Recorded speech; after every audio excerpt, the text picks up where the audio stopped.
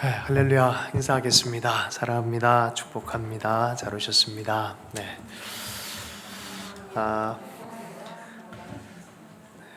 벌써 6월입니다. 특별히 이 6월 호국의 달 그러잖아요. 포엔 비전을 두고 우리가 다음 세대 또 북한을 위해서 또 마음에 주신 만큼 자발적 헌금의 기간 가지려고 합니다. 많이 어려운 사람들이 많이 등장해요. 요새 되게 어려운 것 같아요. 그래서 때를 따라서 함께 돕는 손길에 동참하면 좋겠습니다. 말씀 전하겠습니다. 여호와께서 내 영원한 영광이 되리라 라는 제목을 해서 말씀을 전하겠습니다. 근래 뉴스를 보니까 참 안타까운 소식이 많이 있습니다. 9살 된 꼬마도 이제 가방 안에서 죽어가는 사건도 있었고, 이 코로나 사태 때문에 미국에서 조지 플로이드 사망 사건 때문에 나라적으로 아주 위험하고 어려운 그 시즌을 맞이하는 것 같습니다. 도처에 혼돈이 있고 어렵다 보니까 막 굉장한 이 어둠들이 이렇게 빛과 전쟁을 일으키는 것 같은 그런 시즌인 것 같습니다. 예전에 여러분 기억하시는 분 있을지 모르겠지만 1992년도에 LA에서 폭동 사건이 일어났어요. 우리 가운데도 92년 이후에 태어나신 분 계시죠? 그래서 그때 그런 적이 있었습니다. 92년 4월 29일부터 5월 4일까지 LA 폭동이 일어났었어요. 로드니 킹이라는 사람을 붙잡아서, 이 사람은 이 가석방 상태에 있었기 때문에 과속으로 잡히면 안 되기 때문에 경찰이 따라오니까 막 속력을 내서 막 도망갔는데, 경찰은 잡자마자 그냥 구타하고 하는 게 고스란히 그 레코딩이 되어버렸어요. 녹화가 된 것이 드러나면서 이게 중계가 되어지면서 인종차별의 대표적인 사례가 되어져 버렸습니다. 그게 법적으로 잘 되는가 싶었는데 이 경찰들이 다 무죄로 풀려났어요. 그러다 보니까 폭동이 일어난 거예요. 이게 뭐냐 하면서 막 길거리를 나와서 또 상점을 털기도 하고, 그런 가운데 이 사람들의 정부군들이 이렇게 와서 다 막았는데, LA 쪽에 다 막았는데 흑인 지역이 슬럼가가 있으면 이쪽이 이제 위성 도시가 있고 이쪽이 바로 한인 타운이 있었던 거예요. 그런데 백인가 쪽만 다 이렇게 막아주고 한인 쪽에는 봉쇄를 안 한 거예요. 그러니까 출구를 그렇게 만들어 놓고 가는 거예요. 어떤 일이 벌어지겠습니까? 2,300여 개의 가게가 완전히 손실을 입었고요. 엄청난 피해를 보기 시작한 거죠. 그런데 그때 그런 가운데에서도 딱 유일하게 한 상점만큼은 털리지 않았다 그래요. 도리어 이 상점에는 흑인들이 딱 들어와가지고 막아줬다는 거예요. 여기는 우리 마마 상점이라 그러면서, 성함이 홍정복이라는 분의 가게였어요. 우유값이 필요하고 기저귀값이 필요하면은 돈이 없는데 어떻게 하냐면 나중에 갚아라 그러고 해주고, 또 술 먹고 이렇게 와서 술을 더 사려고 하는 사람, 이 생활 보조비로 받은 수표를 가지고 온 거를 이제 집에 전화해서 아내한테 가지고 와서 거스름돈 당신이 받아라 그러고 막 이런 정도로 굉장히 따뜻한 사람이었대요. 그러니까 이런 폭동이 일어나니까 도리어 흑인들이 와가지고 우리 마음만큼은 건들지 말라 그러면서 다 막아준 그런 얘기들도 또 미담으로 전해지기도 합니다. 결국 이분이 1999년도 강도 사건 때문에 죽게 되어서요. 근데 그 주변에 있는 이 공무원들뿐만이 아니라 그 도시 전체에 있는 사람들이 굉장히 애도를 했었고, 흑인 형제 자매들이 와서 정말 언어하는 그런 장례식을 드렸다고 합니다. LA 전체의 피해의 절반 이상을 한인이 당한 그때 이후로 이 한인들이 생각이 바뀌었대요.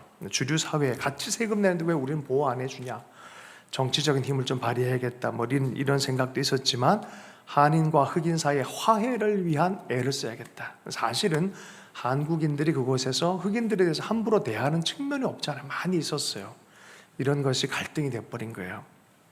그래서 한흑 간의 화해의 연대의 어떤 노력들이 많이 일어나기 시작했고, 그 중에 이제 홍정복 씨라는 분이 이 미담 자체가, 이 죽음 자체도 어떻게 보면은 연합하는 일들로, 화해의 손길로 기념하는 그런 삶이 되어져 버렸습니다.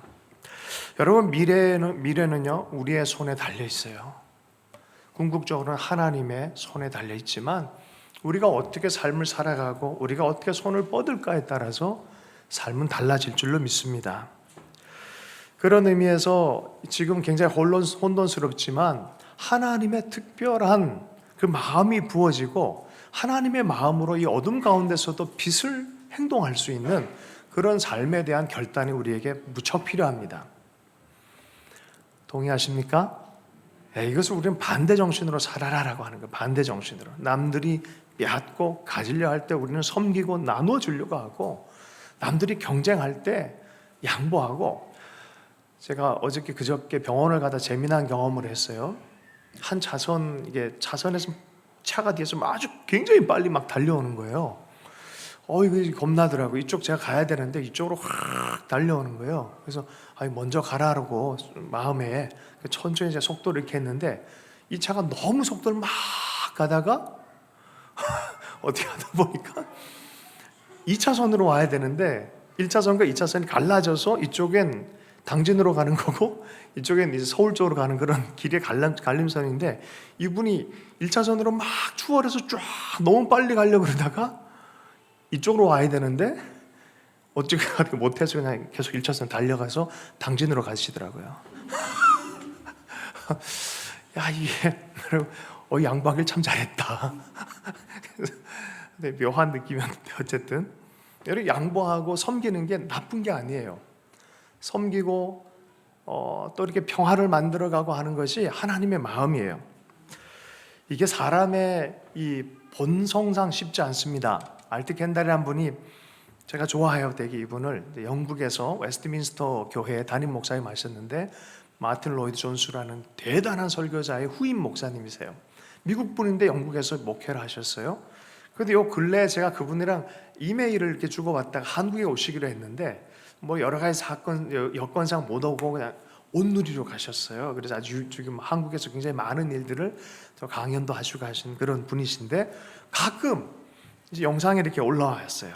영상에 올라왔는데, 미국을 위해서 기도해달라. 지금은 되게 중요한 때다. 매 역사를 보면 어둠의 시대가 올 때마다 하나님의 빛이 당도하는 것을 우리가 보게 되어진다. 1700년대도 그랬고 1800년대도 그랬고 20세기에도 그랬다라는 거예요. 매 순간마다 어둠이 있을 때마다 하나님의 영적인 부흥이 있다라는 거예요. 도리어 그것으로 살아가고 힘을 내는 그러한 미래의 소망을 붙드는 그런 것을 기대하면서 Great Awakening을 위해서 기도해달라. 오늘 아침에 1분짜리 영상을 이렇게 올리셨더라고요. 여러분, 지금 그렇게 우리가 기도하고 바라야 되는 시즌인 줄로 믿습니다. 눌리고 우리도 똑같이 각다기처럼 살 것이 아니라 부흥을 기도하고 하나님 역사할 것을 기대하고 나가는 여러분 되길 축복합니다. 1907년 한국의 평양 대부흥도 마찬가지였어요. 암울한 가운데 있었던 한국의 삶이요, 외교권 박탈되고 이제 한일 합방되어져 버리고 병탄이 되어져 버리고 정말 어둠과 같은 풍전등과 같은 그런 삶에 1907년도에 하나님의 강력한 임재와 영광이 나타난 거야. 그 현장에 있었던 사람들이요, 이 나라 운명은 우리 손에 달려있지 않고 하나님의 손에 달려있구나라는 의식을 새롭게 한 거예요. 하나님이 살아계시구나. 그리고 나서 수많은 민족 지도자들이 나왔어요. 그리고 꿈을 꿨어요. 그 꿈이 당대의 꿈이 아니에요. 100년의 꿈이었어요.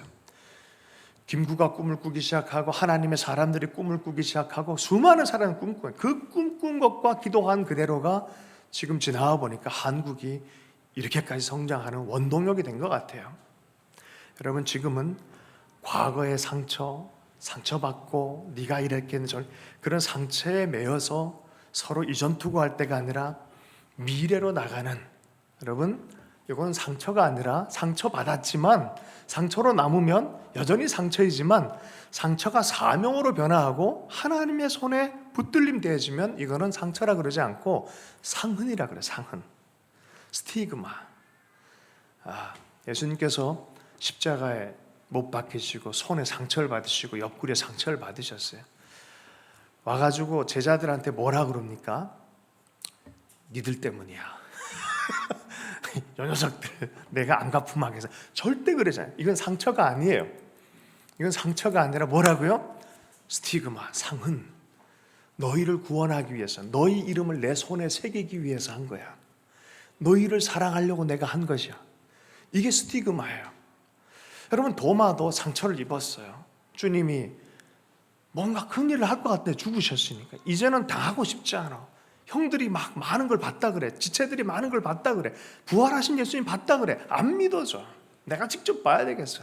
주님이 그 손에 대라 그래. 그 스티그마에 대고 너도 내 손, 이 구멍 뚫린 내 손을 붙들고 너도 나와 함께 가자라고, 상처의 삶을 살지 말고 상은의 삶, 미래를 향한 삶을 살자라고 끌어당기는 거예요. 도마는 그래서 어디 갔습니까? 인도에 가서 순교하기까지 했어요. 여러분, 우리 안에 있는 상처가요, 상처로 남은 누군가를 죽입니다. 네가 나를 폭동을 일으킵니다. 어려워요. 그냥 우리 삶 안에 이 상처가 어떻게 해요? 상흔으로, 주님의 손을 붙잡고 상흔이 될 때 누군가를 살리는 그런 삶의 역사가 일어날 줄로 믿습니다. 오늘 말씀에요, 15절 말씀, 회복의 때에 바로 그러한 일들에 대해서 주님이 이스라엘, 너 이제 상처가 이제는 상처로 남지 않고 너에게 놀라운 영광으로 이제 드러난 때가 됐으니, 메시아의 사역, 예수 그리스도의 사역을 통해서 너가 이제는 그렇게 일어날 때가 됐으니 그 연약함과 아픔과 눈물의 골짜기를 이제는 잊어버리고 새롭게 일어날 때다라고 말하는 거예요. 일어나라, 영광이 내 삶 안에 머물러 있다라고 말하는 거예요. 15절 말씀 한번 읽어보겠습니다. 함께 읽습니다. 시작. 전에는 미움을 당하였으므로 내게로 가는 자가 없었으나 이제는 내가 너를 영원한 아름다움과 대대의 기쁨이 되게 하리니. 이전에는 어땠다고요? 버림당했어요. 버림당해 본 적 있으세요? 두 번째 뭐예요? 미움당했더니, 누군가로부터 불링당, 미움당, 이유 없이 미움당해요. 또 그리고 뭐예요? 내게 가는 자가 없대요. 외로운 거예요. 아무도 없는 외로움이었어요. 그런 존재처럼. 사실은 이게 이스라엘의 문제였어요. 죄의 문제 때문에 발생한 거지만 어쨌든 이런 것들이 변화가 일어날 거다. 너를 영원한 아름다움, 대대의 기쁨이 되도록 내가 내 영광을 네 위에 임하게 하겠다라고 말씀하고 있는 거예요. 여러분, 버림받고 미움당하고 외로움당할 때 우리의 마음 어떤 마음이 듭니까? 망연자실해지는 거예요. 아유, 내 이제 끝났나 보다 하는 것이 사람의 마음입니다. 그것을 과거로 만들라는 거예요. 이제는 그건 과거가 됐다. 이제는 새롭게. 여러분 보세요. 꿈꾸길 축복합니다. 하나님 말씀에 반응하기를 축복합니다. 내 마음 안에 버림당한 마음, 미움받은 마음, 외로움의 마음 있다면 오늘 이 말씀 가운데서 털어낼 수 있기를 축복합니다. 하나님 그렇게 말씀하시면 그렇게 되는 줄로 믿습니다. 이제는 하나님의 다스리는 보좌 앞으로 너 나와 함께 다스리자. 우리가 예수 안에 있다는 건 그런 거예요. 이미 그리스도의 권세와 능력과 생명 안에 있다는 뜻입니다. 그 정도가 아니라 너 나와 함께 다스리자 하는 가장 중심부에 우리를 세워서 존귀하게 하신 역사가 있다라고 말합니다. 영적으로 보면 그렇습니다. 아멘. 이거를요, 초대교회의 사람들이 깨달았어요. 핍박당할 때 카타콤에서 깨달았어요. 카타콤이 무덤이에요. 무덤 깊은 곳에 도시를 만들었어요. 그렇게 어둠 가운데 살면서도 변함없는 기쁨이 있었어요. 위에는 화려한 로마를 사는 사람들은 마음 안에 많은 육체의 소욕과 수많은 악과 분쟁이 있었지만 어둠 가운데서 있는 그 카타콤 무덤가에 있는 자들은 얼굴이 환하게 빛나기 시작했어요. 그리고 그들은 죽기까지 확신한 일이 있었어요. 그리스도와 함께 연합된 자들의 영광을 알았어요. 이건 철저하게 영적인 빛입니다. 16절부터 18절까지의 말씀을 보겠습니다. 함께 빠른 속도로 한번 읽어보겠습니다. 16절부터 18절까지 있습니다. 시작. 내가 이방 나라들의 젖을 빨며 뭇 왕의 젖을 빨고 나 여호와는 내 구원자 내 구속자 야곱의 전능자인 줄 알리라. 내가 금을 가지고 놋을 대신하며 은을 가지고 철을 대신하며 못으로 나무를 대신하여 철로 돌을 대신하며 화평을 세워 관원으로 삼으며 공의를 세워 감동으로 삼으리니 강포한 일이 내 땅에 들리지 않을 것이요 황폐와 파멸이 내 국경 안에 다시 없을 것이며 내가 내 성벽을 구원이라 내 성문을 찬송이라 부를 것이라. 16절부터 18절까지 보면요, 거대한 부와 권력과 기쁨이 하나님 회복시켜 주겠다는 거예요. 우리 교회는 참 좋아요. 이런 것에 별로 마음을 요동하지 않아서. 또 보통 교회 가면 이런 거 얘기하면 아멘 그런단 말이죠. 그리고 더 중요한 걸 더 잘하는 것 같아요. 평화와 정의, 그거로 말미암은 삶의 아름다운 질서들. 아무리 개인이 잘 살아도요, 이 사회 구조, 권력 구조가 질서가 안 잡혔으면 이게 문제가 심각해집니다. 무엇보다 이 모든 것이 하나로부터 오는 축복이라는 것을 알고 있어요. 자, 19절 말씀 함께 읽어보겠습니다. 19절 말씀 읽습니다. 시작. 달도 내게 빛을 비추지 않을 것이요 오직 여호와가 내게 영원한 빛이 되며 내 하나님이 내 영광이 되리니. 그럼 가장 자연 만물 중에서 가장 강력한 에너지가 해요. 그래서 우리 인간이 보기에 오죽 너무 위대해 보이면 그걸 숭배하는 사람들까지 있겠습니까? 해와 달의 빛 정도가 아니다. 그게 아니라 영원한 빛. 해와 달도 언젠간 사라진다. 몇십억 년 지나면 언젠간 사라지지만 영원히 사라지지 않는 빛, 곧 내가 너의 빛이 될 것이다 라고 말합니다. 요한계시록 21장 1절에 보면요, 그래서 이런 얘기를 해요. 영원히 없어지지 않는 하나님의 빛. 그 하늘과 땅은 세상의 물리적 하늘과 땅이 아니에요. 새 하늘과 새 땅의 비전에 대해서 얘기를 해요. 우리 그 영원한 영적 새 하늘과 새 땅으로의 변환이 있을 것이다 라고 약속받은 자들이에요.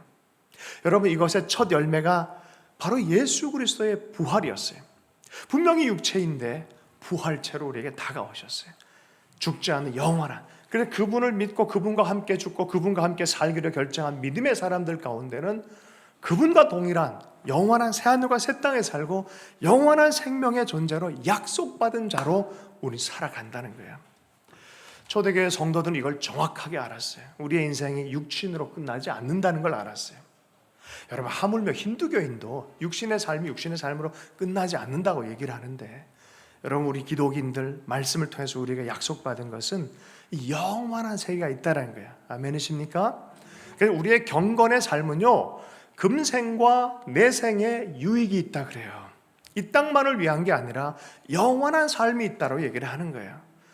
우리가 도달한 것은, 그리스도와 연합해서 도달한 것은 말로 형용할 수 없었다라고 말하는 거예요. 사도 바울이 왜 그렇게 생명 끝까지 최선을 다해 달려간 줄 아십니까? 봤기 때문이에요. 그가 말할 수 없는 것에 이끌림 당해서 그의 영광을 본 자다라고 분명히 얘기를 하고 있습니다. 여러분, 우리 안에 어떻게 어느 방향으로 사는지에 대해서 방향을 새롭게 잡길 축복합니다. 이 땅의 것만 보면 안 돼요. 경건의 삶을 살게 축복합니다. 이 생과 내생에 약속이 있는 삶을 살기를 축복합니다. 영적 빛은 그래서 이렇게 중요해요. 먼저 사람이요, 사그러질 때는 영적 빛부터 사라집니다. 그러나 회복될 때는 어떻게 회복돼요? 영적 빛부터 회복되기 시작하는 거예요. 마태복음 6장 33절 말씀, 그러므로 너희는 그 나라와 그 의를 먼저 구하라. 바울이 요한 1서에서 얘기합니다. 내 영혼이 잘됨과 같이 요한 3서에서 말씀합니다. 영혼이 먼저 잘되길 축복합니다. 김상철이라는 목사님이 계셨어요. 이분이 우울증도 심하고 젊은 시절 때 많이 방황을 하게 되셨는데, 이분이 산 위에 올라가서 그 험악하고 어려운 그 험준한 산에 올라가서 그냥 끝내버리려고 그랬대요. 죽으려고 딱 하는 순간에 하나님이 갑자기 목소리를 들려주시대. 너 그렇게 하면 지옥 간다. 너무 깜짝 놀랐다는 거예요. 밑도 끝도 없는 하나님의 음성이 들렸다는 거예요. 너 그러면 지옥 간다. 그 음성이 또 고맙더래요. 말씀해 주신 게. 정신 차려보니까 자기가 어떻게 이 높은 산 위에 올라왔는지 너무 두렵고 떨려가지고 막 내려왔다는 거예요. 이분이 약 70알을 먹고 죽기까지 했다. 죽음 시도까지 했다는 거예요. 그때 유체 이탈까지 경험을 했어요. 이분이 목사님이 되셨어요. 제자 오카눔이라는 영화도 만들었고, 작년 12월에 크리스마스 밤 1시에 부활이라는 다큐멘터리 MBC에서, 여러분 그거 꼭 보세요. 오늘 가서라도 부활이란, 참 그 책으로도 나왔는데 제가 그 책 읽을 때 참 감동을 많이 받았어요. 다큐멘터리 부활 MBC 2019년 크리스마스 밤 1시에 상영이 됐다고 하면 꼭 보세요. 여러분, 은혜의 삶을 살아야 돼요. 늘 은혜가 떨어지면 안 된다라는 영적 각성의식으로 살아야 돼요. 지금은 그냥 막 살면 안 돼요. 빛이 오면 변하는 줄로 믿습니다. 영적으로 변화하면요, 우리의 삶 안이 변화하기 시작해요. 그래서 우리에게 그렇게 기도를 시키셨어요. 하늘에서 이룬 것처럼 어떻게 해요? 이 땅에서도 영적인 것을 너희가 이루었으면, 그렇다면 이 땅에서도 이루어지는 것을 노력하고 기도하고 애써라. 그래서 파송받은 사람처럼 이 땅에 사는 거예요. 하늘의 기쁨을 먼저 맛보고 이 땅의 그 기쁨을 드러내는 자로 우리는 살아가야 될 책임이 있는 줄로 믿습니다. 하나님의 사람들이요, 대체로 보면 이 하나님의 빛으로부터 먼저 변화가 일어나요. 제가 어저께 고훈 목사님의 설교를 이제 늘 제가 설교 방송을 들으면서 운전하고 다니는데 감동이 돼요. 한 짧은 시간 안에 설교였는데 감동이 됐어요. 여러분, 지금 상황이 참 어렵죠. 이분 시인이시잖아요. 참 어렵지만 힘을 내기를 바랍니다. 나도 우리 젊었을 때는 정말 폐렴, 폐결핵, 이건 정말 죽는 병인데 그때도 하나님 한 번만 살려주시면, 한 번만 살려주면 내가 하나님께 헌신하겠습니다. 살려주셨다는 거예요. 살려주셨다는 거예요. 어떤 상황에 있든지 하나님의 역사가 일어나기 시작하면 살기 시작한다는 거예요. 그래서 오늘 설교 준비를 이렇게 하다가 폐결핵으로 나신 분들을 좀 이름을, 제가 아는 사람 이름을 한번 적어봤어요. 하영조 목사님, 조용기 목사님, 한경직 목사님. 아, 이분들이 그래서 명확한 하나님 의식이 있으셨구나. 어둠 가운데 이 어려운 시대를 돌파할 능력이 여기 있었구나 경험했으니까. 진짜 하나님의 영광과 치유의 역사와 하나님 나라를 경험했으니까. 여러분, 그런 여러분들에게 축복합니다. 옆 사람이 하나님의 영광을 경험하길 축복합니다. 하나님의 영광을 경험하기를 축복합니다. 먼저는요, 세상 빛이 아니에요. 하나님의 영적인 빛으로부터 시작을 하는 것입니다. 그 하나님의 영적인 빛이 오니까 꿈이 생기고 사명이 생기기 시작합니다. 20절 말씀 함께 읽겠습니다. 시작. 다시는 내 해가 지지 아니하며 여호와가 내 영원한 빛이 되고 내 슬픔의 날이 끝날 것임이니라. 아멘. 하나님이 완벽한 연합함이 이루어지면요, 그 어디나 하늘나라가 되는 거예요. 언제는 환경 때문에 자꾸 힘들고 어려운 줄 알았는데 그렇지가 않아요. 하나님의 빛이 가면 강할수록, 연합함할수록 환경에 상관없이 내 슬픔은 끝나는 줄로 믿습니다. 내 슬픔은 끝나게 돼 있어요. 아멘이십니까? 주님 안에 깊이 연합하길 축복합니다. 그 사랑 안에, 그 믿음 안에 깊이 뿌리 내리길 축복합니다. 믿음과 사랑이 커지면 커질수록 우울은 떠납니다. 슬픔은 떠납니다. 여러분, 어떤 지체들 자기 삶을 생각하면 열등감, 상처 때문에 묘한 이 열등감과 상처는요, 이상한 감정적인 언어 해석기가 돼서 나한테 끊임없이 부정적 소리를 들려줘요. 잘못 해석하게 만들어요. 야, 네 인생 앞으로 안 될 거야. 너 힘들 거야. 아니요, 하나님이 계시면, 하나님의 빛 안에 있으면 그렇지 않습니다. 다시 한번요, 슬픔 끝. 따라서 하겠습니다. 슬픔 끝, 기쁨 시작. 그런 거예요. 근데 이게요, 연습하기 어렵습니다. 우리가 얼마나 고집이 센데요. 하나님 위해서 슬픔 끝, 영광 시작 아무리 얘기를 해도 내 속에서는 에휴, 이런 마음이 있어요. 그럴 때 주님은 어떻게 하신다고요? 내 옆구리를 만져봐라. 내 손을 붙잡아봐라. 여러분, 주님을 보시길 축복합니다. 그럴 때마다 주님 보십시오. 새 힘을 하나님 주실 줄로 믿습니다. 21절 말씀을 읽습니다. 시작. 내 백성이 다 의롭게 되어 영원히 땅을 차지하리니 그들은 내가 심은 가지요 내가 손으로 만든 것으로서 나의 영광을 나타낼 것인즉. 뭐라고 표현합니까? 내 백성이 다 의롭게 되어, 예전같이 죄의 길들여서 죄로 달려가는 인생이 아니라 어떤 인생이 됩니까? 의의 길들여지고 그것의 기쁨이 뭔지를 알아 자발적으로 하나님의 백성으로 살아간다는 거예요. 야, 저 사람이 저런 사람에서 그렇게 변할 수 있어요. 정말 이 사람은 안 변할 것 같지 하는데 어느 날 하나님을 경외하는 습관을 배워버린 거예요. 말 안 해도 알아요. 많이 경험하고 많이 맞아본 사람일수록 하라 그래도 안 하는 게 있어요. 그 했다가는 죽는지 아니까. 하나님 앞에 경외의식, 의가 무엇인지, 사랑이 무엇인지 깊이 있게 깨닫는 거예요. 저는요, 우리 민족과 이스라엘을 이렇게 비교해 보면서 참 묘한 이 동질의식을 이렇게 좀 느껴요. 그죠? 저기 뭡니까 세계 대전 때 유대인들 600만 명 죽어갔죠. 여러분, 우리 한국도 사실은 굉장히 많은 사람이 죽어나갔어요. 몇 명이 죽었죠? 아세요? 아니, 600만은 아니고 수많은 나라들이 참전했지만 민간인이 100만 이상 죽어나갔고요. 북한까지 합치면 더 많이 죽어났어요. 군인들도요, 사상자 포함해서 또 100여만 명 이상이에요. 100만 명 이상이었어요. 그래서 사실 요 좁은 땅덩어리 안에 엄청난 피를 경험한 거죠. 고통을 경험한 거예요. 근데 그 나라나 이 나라나 참 우리는 하나님을 경험하고 부흥도 경험을 하고 복음도 알았어요. 근데 저 나라는 아직도 그걸 잘 몰라요. 그러나 그 나라는 뭐가 있어요? 약속이란 게 있어요. 묘한 약속이란 게 있어요. 이 나라가 어떻게 될까? 근데 어쨌든 이것 가지고 신학적으로 이러나 저러나 많은 얘기가 있잖아요. 분명한 거는 1948년도에 똑같이 국가로 탄생됐다는 거예요. 여긴 대한민국, 저기는 이스라엘. 묘합니다. 경제력도요, 10위권 안에 둘 다 딱 들어와 있어요. 저기 1인당 GNP도 그렇고 묘하게 군사력도 거의 앞뒤를 다툴 정도로 딱 들어와 있어요. 그런데 하나님 나라를 경험하는 것은 그 나라보다 이 나라가 더 많이 앞서 있어요.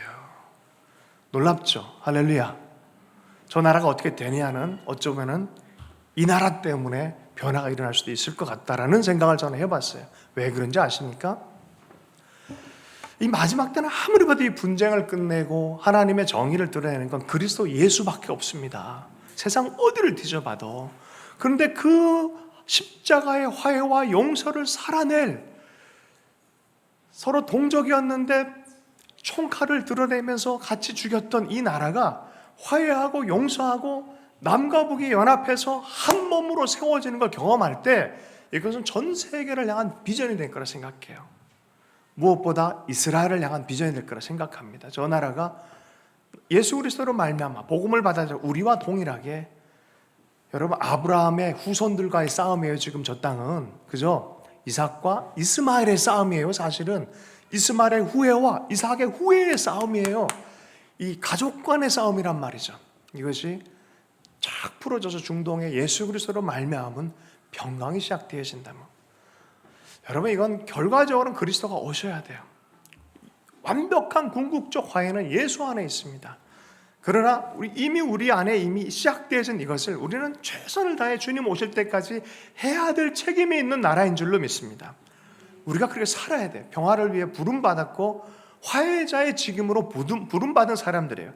제가 믿기로는요, 그렇게 믿어보고 싶어요. 이 현충일의 이 즈음에 이 한반도는 이 평화 통일, 예수 안에 있는 평화 통일, 이 복음 통일로 말미암아 하나님이 하실 일이 있다 생각합니다. 기독교 국가는 아니지만 교회만큼은 그 비전으로 그 하나님의 뜻을 따라서 나아갈 때 하나님이 복 주시고 행할 일들이 있다고 저는 믿습니다. 국제신학대학원 총장이 하셨던 김요한 박사님이 제주도에서 컨퍼런스를 할 때 그런 얘기를 하셨어요. 돌아가시기 전에 저희들 교회 참 모임에 많이 오셔서 여러 가지 일들을 많이 하셨어요. 그분이 마지막으로 발표한 논문이 뭐였냐면, 다른 나라는 통계는 잘 모르겠지만 이 한국의 선교사와 한국이 발달하는 이 과정 전체는 너무나 똑같이 닮아 있다는 거예요. 선교사 수와 1인당 이 소득에 대한 그 부분이 너무나 닮아 있다는 거예요. 저는 그 부분에 대해서 좀 하나님의 손길을 보는 것 같습니다. 이 시즌에 우리가 무엇을 위해서 달려가야 되는지, 우리의 생존만을 위해서 하고 우리 이기적으로 다른 나라들에 대해서 배척하고 우리도 그렇게 살았다가는 같이 망할 것 같은 생각이 좀 듭니다. 그러나 성경대로 하나님의 의를 알고 하나님의 백성답게 주님의 마음을 품고 살아갈 때는 반드시 하나님 놓지 않고 회복하고 세우시고 영광 가운데 세우시는 것을 저는 역사를 통해서 확신합니다.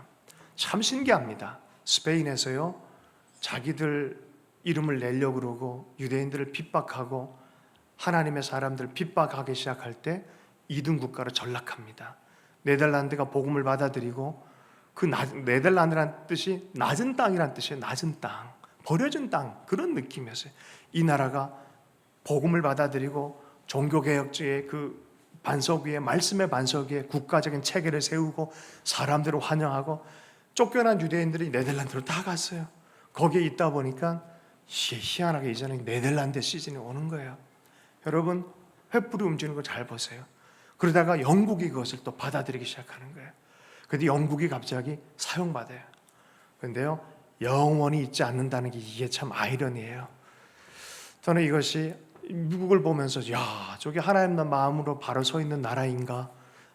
앞으로 계속 주님 오실 때까지 잘 달리는 독수리 국가처럼 갔으면 좋겠다는 마음은 있지만, 하나님의 마음을 떠나기 시작하는 그 순간에는 여러분, 횃불도 어떻게 해요? 옮겨질 수 있다라는 거예요. 영광도 옮겨질 수 있어요. 한반도도 마찬가지예요. 이게 나라 문제만이 아니에요. 우리도 마찬가지예요. 하나님께서요, 줄만한, 하나의 영광을 받을 만한, 하나님 그리스도 예수로 온전히 붙잡, 거기는 우리의 의가 아니에요. 그리스도로 온전히 붙잡을 때 되는 거예요. 그리스도처럼 살아가기를 결정할 때 하나님 역사해 주시는 은혜가 있는 줄로 믿습니다. 꼴찌 국가 중에서 두 번째 국가에서 6.25가 끝나기 전에는 하나님의 사람들이 일어나서 기도를 참 많이 해요. 생명을 걸었어요. 김중곤 목사님, 수많은 하나님의 사람들이 이렇게 글을 많이 써요. 요새는 역사적 해석 때문에 해석들이 참 분분하고 여러 가지 해석이 있지만, 어쨌든 하나님의 마음 안에서 표현하고 섬긴 건 사실입니다. 근데 이분에 대해서 이분이 시를 쓴 것 여러분 많이 들으신 줄 압니다. 제가 한번 읽어드릴게요. 민족 복음화의 꿈, 김중곤. 어머니처럼 하나밖에 없는 내 조국, 어디를 찔러도 내 몸같이 아픈 조국. 이 민족 마음마다, 가정마다, 교회마다, 사회의 구석구석, 금수강산, 자연 환경에도 하나님 나라가 임하게 하시고, 뜻이 하늘에서처럼 이 땅에 이루어지게 하옵소서. 이 땅에 태어나는 어린이마다 어머니의 신앙의 탯줄 기도에 젖줄 말씀의 핏줄에서 자라게 하시고, 집집마다 이 집의 주인은 예수님이라고 고백하는 민족, 기업주들은 이 회사의 주인은 예수님이고 나는 관리인이라고 고백하는 민족, 두메마을 우물가의 여인들의 입에서도, 공장의 직공들, 바다의 선원들의 입에서도 찬송이 터져나오게 하시고, 각급 학교 교실에서 성경이 필수 과목처럼 배워지고, 국회나 각의가 모일 때에도 주의 뜻이 먼저 무너지게 하시고, 국제시장에서 한국제 물건은 한국인의 신앙과 양심으로 의례 보증수표처럼 믿어지는 민족, 여호와로 자기 하나님으로 삼고 예수 그리스도를 주로 삼으며 신구약 성경을 신앙과 행위의 표준으로 삼는 민족, 예수 의식과 민족 의식이 하나된 지상 최초의 민족, 그리하여 수십만의 젊은이들이 예수의 꿈을 꾸고 인류 구원의 환상을 보며 한 손에는 복음을, 다른 한 손에는 사랑을 들고 지구촌 구석구석 누비는 거룩한 민족이 되게 하옵소서.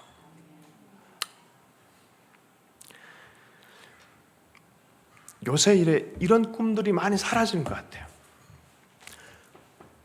이전에는 우리가 그렇게 살기로 결정하고 그렇게 살아가기로 했던 사람들이 많이 일어났어요. 다 잃어버린 것 같아요. 다 혼자서 하려고 그래요. 다 자기 욕심밖에 없어요. 하나님 믿는 게 어쩌다 보니까 우상 숭배자들과 너무나 똑같아졌어요. 하나님의 꿈을 꾸는 민족이 일어나야 됩니다. 제 마음 안에 이런 마음이 있었어요. 우리 하트하우스는 통일되면 북한의 10,000개 교회를 섬기자. 왜 아멘 안 하세요? 아니, 이 꿈이 커요. 제가 얘기한 게 커요. 이 꿈이 훨씬 커요. 이때는 진짜 아무것도 없는 폐허 상태에서 이런 꿈을 꿨단 말이에요. 그럼 10,000개 섬기십시다. 할렐루야. 네. 1만 명의 북한 선교사를 일으켜 세워줘야 돼요. 저는요, 여러분 교회와 함께 제 마음도 좀 표현하고 함께 섬겼으면 좋겠어요. 제 사역자들은 벌써 몇 개월 전부터 얘기하고 있어요. 아무리 봐도 이렇게 갔다가는 내 생에 통일 못 보겠다. 나는 통일되면 3년 동안 북한 선교사를 가기로 내가 20대 때 헌신을 했는데, 아예 통일된 시즌을 못 보면 어떻게 헌신하겠냐. 나 지금 해야겠다. 6.25 되면 저 선교사처럼 살 거예요. 할렐루야. 할렐루야. 네. 같이 섬겨요. 혼자 안 갈 거예요. 나 데리고 갈 거예요. 네. 올해가 6.25 70년이에요. 네. 좋은 일일 땐 주자를 붙여요. 70주년이지만 이 전쟁이 이런 때 주자를 안 붙여요. 그래서 70년이라 그래 공식적으로. 1129일에 1129일 전쟁의 날수가 53년 7월 27일에 끝나요. 1129일. 제가 11월 28일생이에요.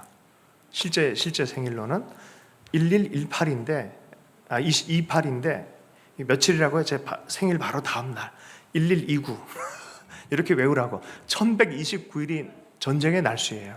3년하고 한 달 2일인가 아마 그럴 거예요. 우리 하트하우스가 앞으로 그렇게 좀 섬겼으면 좋겠어요. 우리의 보존을 위한 게 아니라 하나님 나라의 마음을 가지고 달려가는 교회로 좀 세워졌으면 좋겠어요.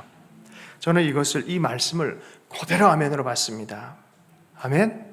이 말씀 우리가 그대로 아멘을 받으십시다. 그러면 무슨 일이 생긴 줄 아십니까?